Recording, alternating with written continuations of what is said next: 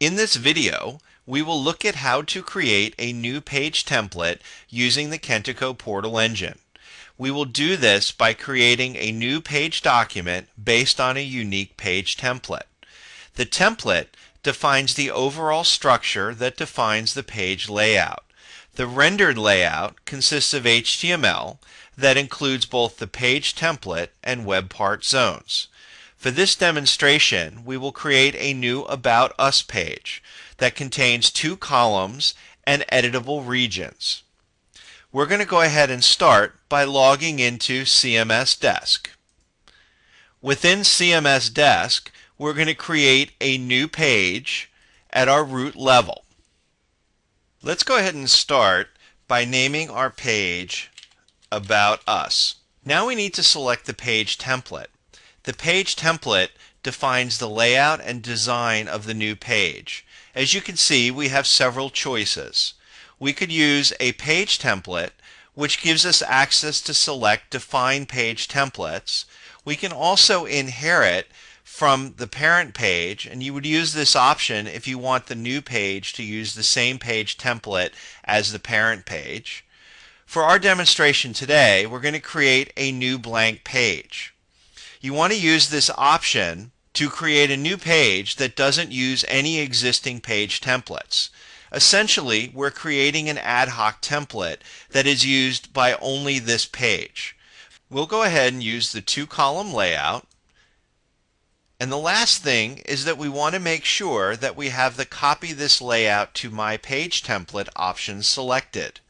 This option allows you to decide whether you will be using a shared layout or, when selected, if you are creating a copy of the layout specific for your page template. It's important to remember that if you don't have this box selected and make changes to the HTML layout code, they will affect all pages that use the same shared page layout. Now that we've defined our page, let's go ahead and save it. At this point, the page is blank. We need to go ahead and add our web parts.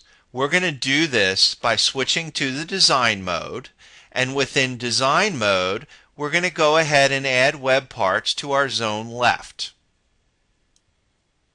Within our web parts, we want to add an editable image to the zone left. We do this by selecting Text and Editable Image, and then selecting OK. Within the editable image, we want to make sure that we have our web part control ID set to editable image, and we're going to change that to left image. And then we're going to change our image title to left image. I'm going to go ahead and OK this. So now that I've added my web part in, within our zone right, we're going to go ahead and add in an editable text web part. This is available off of Text, Editable Text, and selecting OK. Within our web part property, we'll go ahead and set the control ID to be header text. We'll set our title to be header, and we're going to select the editable region type to be just a plain text box. We want to set our content before on the HTML envelope to be an H1 tag, and our content after, we want to go ahead and close out our H1 tag. Once that's done, let's go ahead and click OK. Now that we've added some basic web parts to our page, let's go ahead and edit the page. We can do this by flipping over to the Page tab, and within the Page tab we have a editable image, so let's go ahead and bring in an image, and we'll pick up one off of my local file system.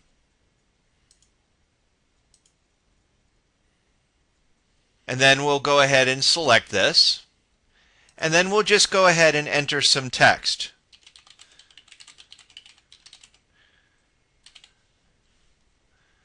When we're done, let's go ahead and save our page and take a look at what it looks like on our live site. This concludes our demonstration, as we've just created our first page template using web parts.